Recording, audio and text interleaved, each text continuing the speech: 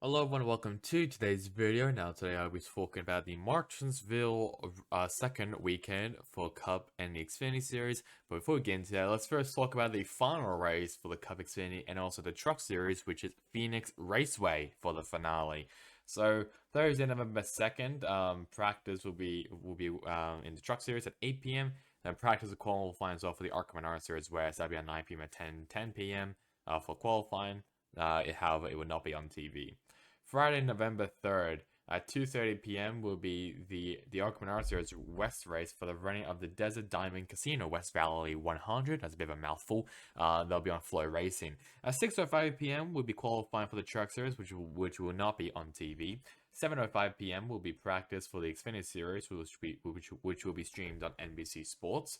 At 8:05 p.m. will be the Cup Series practice session. That'll be on USA, streaming on NBC Sports, MRN, and Sirius XM. That'll be once again on 8:05 p.m. And at 10 p.m. will be the Craftsman Truck Series race for the running of the Craftsman's 150. That'll be on FS1, MRN, and Sirius XM. Saturday, November 4th will be at 3:30 p.m. Eastern Time will be the Xfinity Series qualifying. That'll be on USA and streaming on NBC Sports. 4:35 p.m. will be the Cup Series qualifying. That'll be on USA, streaming on NBC Sports, MRN, and Sirius XM. At 7 p.m. Eastern Time will be the NASCAR Xfinity Series race for the NASCAR Xfinity Series Championship. Don't know what the sponsor is, no idea. That'll be on USA, streaming on NBC Sports, MRN, and Sirius XM. Then on Sunday, November 5th at 3 p.m. Eastern Time will be the Cup Series race for the NASCAR Cup Series Championship. That'll be on NBC, streaming on NBC Sports, Sirius XM, and on the Cock, basically on Peacock. So with that out of the way, let's now talk about the Xfinity Series results. The winner of the NASCAR Xfinity Series race at Martinsville is Justin Allgaier. Then we have Sheldon Creed, Sammy Smith, Riley Hurst, Josh Berry, Daniel Hemrick, Parker Retzlaff, Anthony Alfredo, Jeb Burton, and Parker Kligerman rounded the top 10. And Lane Riggs, Roger Caruth, CJ McLaughlin, Josh Williams, and Maya Snyder rounded the top 15. We have quite a lot of stuff to talk about. Also, I should also mention that one driver failed to qualify, that being Timmy Hill in the number 66 MBM Motorsports car. So, let's first talk about the big one before we talk about the actual thing that everyone is mainly talking about. So, the big one happened, I'm pretty sure, on the backstretch, which triggered a red flag. I think, like, Mike Snyder was a part of it, and a couple other drivers, which I realized I couldn't tell because of how damaged all the cars were. It was not a good wreck. So, that clogged the backstretch, obviously, because Martinsville was very tight. So that was a bit of a red flag situation. I'm guessing I think like maybe like a 40-minute, maybe 40 to 45-minute red flag. I'm not really too sure. It wasn't. I feel like it wasn't that long, considering that all they needed to do was just clean up debris and then clean up all the cars. Which, I mean, probably took a long time, but they could have obviously cleared the debris pretty quickly. But yeah, I mean, that was kind of like the start of, oh boy, this race is going to be pretty interesting. And it got very interesting, yes, indeed. Especially on the final lap, where the teammates, Sheldon Creed and Austin Hill, they're battling for the win. And in turn 3 and 4, Justin Allgaier sneaks it down to the inside. Austin Hill spawns out. Nemechek hits the outside wall pretty hard. Allgaier just barely squeaks out a victory against Allgaier squeaks out victory against Sheldon Creed, and was a Jeb Burton with a hard hit into the inside wall, which basically, I felt that hit. It was really, really bad. But, yeah, and obviously the RCR team, maybe say, blew up, obviously. I'm not really surprised. I mean, Austin Hill, he legit walked past Sheldon Creed's pit box and gave them a very sarcastic clap. Andy Petrie also came out to confront Sheldon Creed. Austin Hill said that he's glad he's leaving. Creed is saying that he's glad he's leaving, and they prioritize Austin Hill more than himself. So it's just whole drama stuff going on, and maybe it was a good thing that Sheldon Creed is leaving RCR. Maybe he just doesn't. I mean, maybe he just didn't give a flying fuck, and he just drove it down. I'm pretty sure Austin Hill also tweeted out that he didn't really mind Sheldon Creed like driving him down, but it was just like he was just constantly like braking in front of him in the turns. So it kind of pissed him off, which is fair enough. But at the same time, he's going for a win. He's going for a playoff berth and championship. He still has not gotten a win yet in the Xfinity Series, and he's been close many, many times of winning, but he just can't get there. While for Austin Hill, he could have obviously just not played. He could have played like the defense route and just defended from everyone else. So both RCR teammates can always still qualify to the championship four. Why have I seen this before? Maybe last year with JGR with Brennan Jones and Ty Gibbs, when Ty Gibbs obviously dubbed Jones for the lead. So yeah, it's classic Martinsville. We'll say that classic Martinsville. But yeah, huge congratulations to Justin Allgaier. The Allgaier, he did not see this coming. So a massive shout out to him. Sammy Smith also did a very, very good job as well, possibly making it to the championship four, but just came out 2 spots short, sadly. But yeah, a lot of damaged cars, we'll say, in this race for the Xfinity series.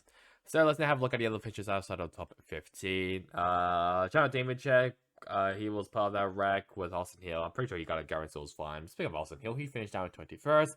Blaine Perkins, he was fastest in practice once, like somehow. He finished down in 22nd with him part of that accident. Josh Blicky also part of the accident. Jeff Burns was part of the accident. Anthony Alfredo was part of the accident. A lot of Jarvis was part of the accident. I think Earnhardt, Chad Fincham, and I think Sam A as well. I think they were all part of the red flag incident. I'm not really too sure. Chandler Smith down in 36th place with an accident himself, and last place Kyle Sieg. Pretty sure he's spun out. I think that's why he retired from the race from 40 and failed to qualify. Timmy Hill in the 66 NBM Motorsports car. Let's now have a look at the Cup Series results. And the winner of Martinsville for the Cup Series is Ryan Blaney. Then we have Eric Almirola, Denny Hamlin, Chase Briscoe, Joey Logano, Kyle Larson, Christopher Bell, Chris Buescher, Austin Cindric, and Todd Gilliland round out the top 10. Then we have Bubba Wallace, Martin Truex Jr., William Byron, Ross Chastain, and Harrison Burton round out the top 15. Yes, Ryan Blaney, he punches his ticket to the championship four. Not expecting that, to be honest. I guess his disqualification, well, I should say his disqualification being rescinded by NASCAR definitely helped him in this situation. But it didn't. But I mean, either way, it doesn't matter if he won. Like, even if he was below the cup line, he would have still been in the playoffs. So either way. Yeah, that was a bit of a shocker. Also, I just want to give also a special shout out as well to Eric Almirola, as he actually announced before this race, well, not very before, but I think like yesterday, that he's not returning to Stewart Haas Racing, and Smithfield will also not be returning as well. I don't think to the Cup Series at all. So I think Smithfield is leaving NASCAR, which is pretty disappointing. But it's looking like Noah Gragson will be driving the 10 car next year. So I'm interested to see what happens to the Stewart Haas Racing next year. They have a lot of young guns coming into the team next year, so I'll be interested to see how they go. But for stuff that happened, let's first talk about the 15th place driver Harrison Burton, as he collided with Alex Bowman on the backstretch. Even though it was kind of thanks to Austin Dillon kind of just power driving past Bowman, and Bowman also got into Burton. He was just an innocent bystander, really. Dillon, I don't think he knows what the brake pedal is. He just kept flooring it looks like. But I mean, whatever. I mean, if Richard Children wants to say that Sheldon Creed is the stupidest driver he's ever seen, I mean, look at your own grandson, for God's sakes. Luckily, Ty Dillon, luckily, yes, he's in shitty equipment and he's not that good of a driver. At least he knows that he doesn't really want to be known as the driver who's always with his grandfather. So, you know what? Good job on Ty on that. I'm glad he escaped that. But I don't know what the hell Austin Dillon was doing. I'm pretty disappointed though for Burton and Bowman. Even though Burton, he finished in 15th, which is still pretty good. Bowman, however, didn't finish inside of the top 20, so not really a good day for Bowman. But either way, it was actually a decent race. It was definitely better than last year's race. Like, what was it, like the first Martinsville race last year? That was snooze fest. This time here is actually not too bad. It was actually some good entertainment. So at least they have kind of fixed it, which is a good sign. But we'll see if NASCAR makes any more changes to the car. Let's now have a look now at the other features outside of the top 15. Like I mentioned before, well, I should maybe, Chase Elliott, I mean, he's in the owner's side, so I don't think he is anymore. He finished out 17th. And then Austin Dillon, he finished in 23rd. Tyler Reddick, the final playoff driver, official playoff driver for driver standards, will say, he finished out in 26th. Not a good day for Tyler Reddick, considering that he also spun out in his qualifying session as well. Alex Bowman, he finished out in 32nd after his little run in with Burton and Dillon. Keselowski did not even have a good run. I mean, he finished top 5 in the stages, but failed to capitalize over that. And then down last place is BJ McLeod with an overheating issue. Let's now have a look now at the Xfinity Series standings as we head now to Phoenix. So here are the standings now for the Xfinity Series as we head into the final race at Phoenix. The championship for Sam Mayer, Justin Allgaier, Jonathan Nemechek, and Cole Custer. That is your top 4. That is the 4 drivers who will be chasing for their first ever championship, actually. Either way, we are going to have a champion, well, I should say, a driver getting their first championship. Could it be the veteran Justin Allgaier? Could it be the returning Cole Custer? Could it be the journeyman Jonathan Nemechek? Or could it be the youngster of Sam Mayer? Not really too sure. I'll be honest, my pick is still with Jonathan Nemechek, considering of how consistent he's been performing this season. Very bad luck with Austin Hill. I mean, he was leading I'm pretty sure he has been leading like the entire of the regular season, but he just comes up short after the incident. Sammy Smith in 6th, Hemrick and Kligerman, both of them moves up 2 spots. Sheldon Creed and Chandler Smith. Well, Creed moves down 1 spot. Chandler Smith moves down 3 spots. And then Josh Berry and Jeb Burden down in 11th and 12th. So, very interesting race to say, but obviously the main focus now is the top 4 of Sam Mayer, Justin Allgaier, Jonathan Nemechek, and Cole Custer. Let's now have a look now at the Cup Series standings. So this is what the standings now looks like for the NASCAR Cup Series. Ryan Blaney, Christopher Bell, Kyle Larson, and William Byron. Those are your top 4. Those are the 4 drivers who will be competing for a championship. Only one of these drivers is looking to make the second championship, that being Kyle Larson, who won in 2021.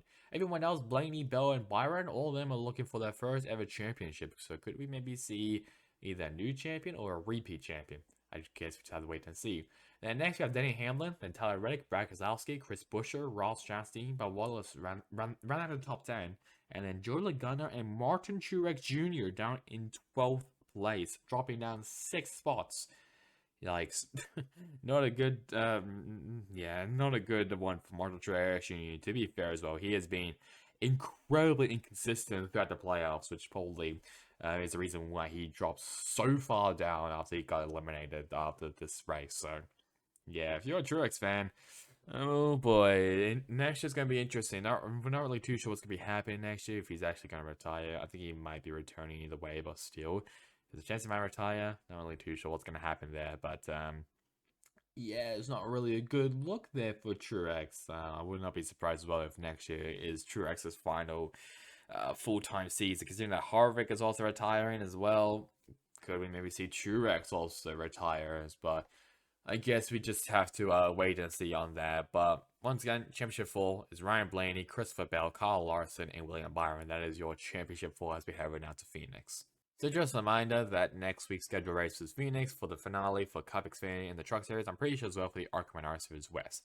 Now I'd like you now to like, comment, and subscribe. It would really help me, especially on this channel as we head near actually coming to November, so at least. So I would like to get, some good supports there.